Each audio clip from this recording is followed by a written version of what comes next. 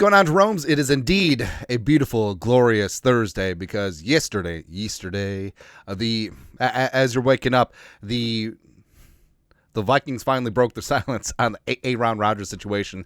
Pelissero, because, well, it's from Pelissero. This is directly from the Vikings, please. The Vikings have rejected multiple trade calls on JJ McCarthy, telling other teams that they're moving forward with him as their quarterback. Sources say the team plans to add a veteran, but they're not pursuing Aaron Rodgers at this time. McCarthy now enters the season as quarterback one, and Pelissero, the NFL Network and K-Fan, had talked about how McCarthy is ahead of schedule with his knee, as well as he's regained his weight. He's back up to 207, 209, and he's going to participate in the full offseason, been in the facility every single day during the offseason, and just going to be getting after things. So he's got I know people say, oh, it's your first time starter. Yeah, he was in the building for the bulk of last year. He's been in the playbook. He's been getting those virtual reps, and now he'll have a full offseason on the field. Off-season work, OTAs, mandatory minicamp, training camp, as the quarterback one on the field. He will be the guy. He will be ready. Got full faith, man. It's going to be good. And the whole... So the Athletic was... I don't know. You could say lose credibility, except no one cares. Like, honestly, no one cares about credibility anymore because it's whatever. But the Athletic definitely leaned into it. They went hard in the paint on this story, and they're not giving up. They're not giving up. They're going to let us down. Rossini, after the Pelissero report, which, again, straight from the Vikings. And the reason why the Vikings finally came out and said something is, so the Vikings had their free agent pressers on Wednesday, and they're going to have some more on Thursday. Offensive guys today, defensive guys yesterday. They didn't want the narrative to be about, well, what about Rodgers? What about Rodgers? What about Rodgers? They didn't want the local media jackals just lighting up Isaiah Rodgers or Hargrave or Allen about, what about Rodgers? That's ridiculous, man. But also, how come the Vikings didn't quash it before? They don't have to. Like, why does the team have to come out with an official statement when it comes to fake news all over the place, right? And with Rossini, it'd be one thing to say, all right, we got played by an agent, this, that, and the other thing, but no. The Vikings have strongly considered and will continue to monitor Aaron Rodgers as an option, but they're not ready to commit at this point in the offseason per sources. You could just say per source.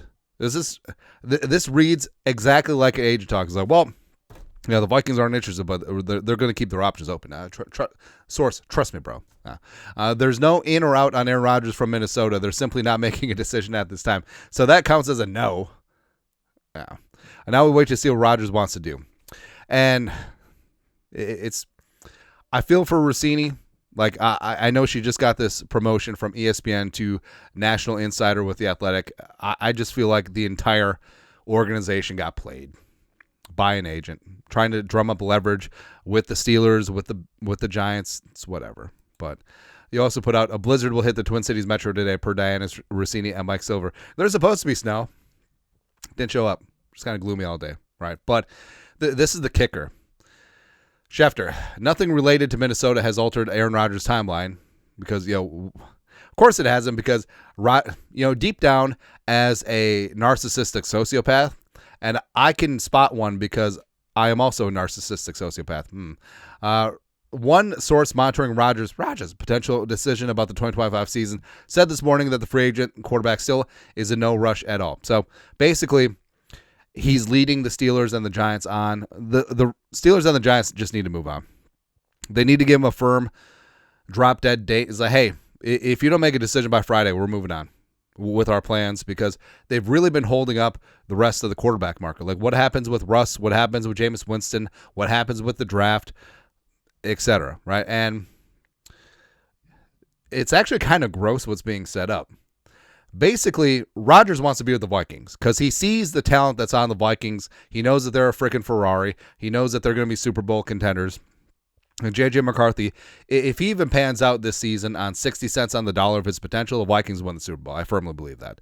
But Rodgers, he's going to be watching just to see if JJ McCarthy sucks and or gets hurt. Knocking on all the wood, baby saying it. So during offseason work, OTAs, mandatory minicamp, and training camp, that's gross. That's exactly what he's going to do. He's not going to sign with the Steelers. He's not going to sign with the Giants. He's going to wait around and wait until a quarterback is Garbaggio, well, McCarthy, but also the league writ large. Find out if a quarterback is Garbaggio or one gets hurt, and Rodgers will decide if it's a good team or not, and then he'll try and pursue them. That's exactly what is going to happen. It's so stupid. But again, for a narcissistic sociopath, it's not him betraying the fraternity of quarterbacks and looking to try and steal another man's job. It's him just trying to stay in the national media and the spotlight, because what's going to happen? A quarterback has a bad training camp session, a quarterback has a bad game, and then all of NFL Network and ESPN and The Athletic could be like, well, should Rodgers take over? Is it time to call Aaron Rodgers? It's so stupid. It's ridiculous. And he's found a way to keep his name in the headlines, because his name wouldn't be in the headlines nationally if he just takes the Giants or the Steelers job and he goes 5-12. It ain't gonna happen that way. So in a way, it's genius. In another way, it bugs the bejesus out of me. But either way, everything is solved if and when JJ McCarthy stays healthy and is really damn good. That's all. Also, speaking of really damn good, Rondale Moore signing a 1-year deal with the Vikings. So as of right now, full contract details aren't in, but likely it's going to be cheap. A prove-it season as Moore's coming off that torn ACL with the Falcons. But got a lot of hope. The pride of Purdue was prodigious as a true freshman back in the day, 2018. He's got speed. He's got moves. He's dangerous in the open field. He's a slot machine. He's a return man. He can do all those things. And also, so Moore had visited the Vikings on Saturday and left without a contract. But then he had stops with the Bears, the Jets, and the Titans. So again, Chicago, New York, Nashville, three of the great food cities in the country. Getting free dinners from all those teams. It's kind of genius. Got to respect that. So hopefully Rondale Moore stays healthy, and he could be a lot of fun. Like, he could be a true blue joystick offensive weapon, just all over the place, taking snaps in the backfield, in the slot, orbit motion, all that stuff. It's going to be awesome. Can't wait. Also can't wait. So Cam Robinson signed a 1-year deal with the Texans, $12 million worth up to $14.5 with incentives. Also, now the Vikings are in 3rd and 4th round comp pick range, and for that we thank you. And Cam, filled in last year after Darisaw went down. He had some decent games. It's some bad games, but wish him well in the AFC South. Also, speaking of the Texans, now CJ Stroud has Cam Robinson and Ed Ingram blocking for him. Awesome, cool. Also in the AFC South, so I would love Danielle Hunter forever. Future Vikings Ring of Honor dude, borderline Hall of Famer. I think that he is one of the best Vikings defensive ends in team history, and that's saying a lot. Considering the Purple People Eaters, Jim Marshall, Carl Eller, as well as Jared Allen, Everson Griffin, B-Rob.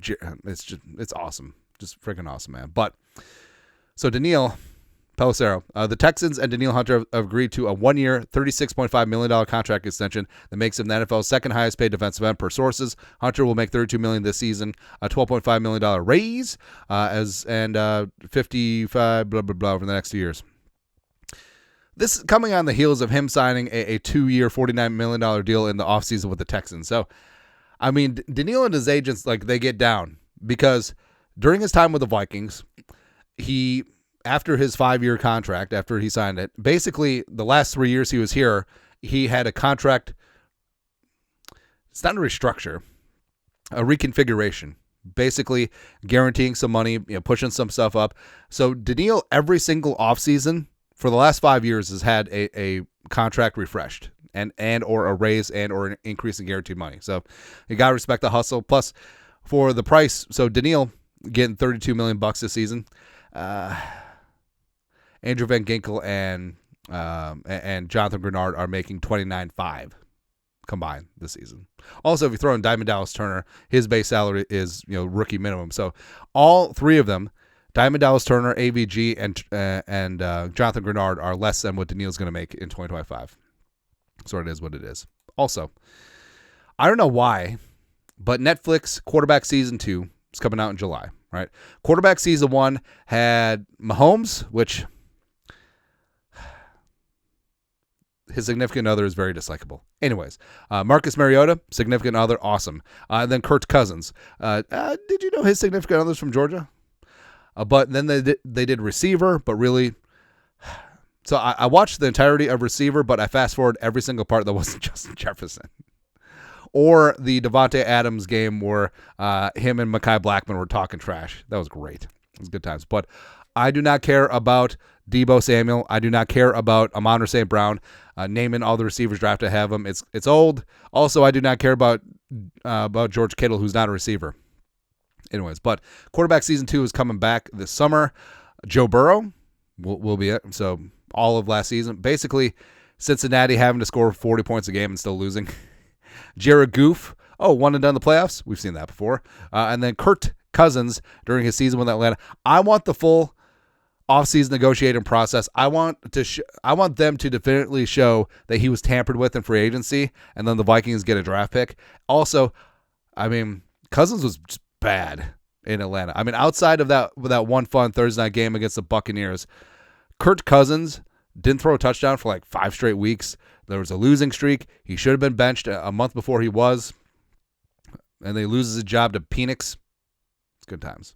But low-key, Kirk Cousins is kind of a media whore, right? Because why would you come back for a second season of this, right? Unless you really enjoyed seeing your face on video, which, again, as someone who enjoys seeing his face on video, I understand. Fully understand. Get it. Also, something I get. So after the Vikings signed Ryan Kelly, wherever Ryan Kelly went, Will Fries was sure to go. Vikes fan page. Ryan Kelly put his recruiting hat towards Will Fries once he agreed to terms with the Vikings. Right after I agreed to terms, it was a full court press to get him, Will Fries. Hey, you guys should work something out where Quentin Nelson requests a trade. Come on in. Like left, center, right. Let's get all of them. All right, which is good because also, you notice they even sit in center and right guard formation.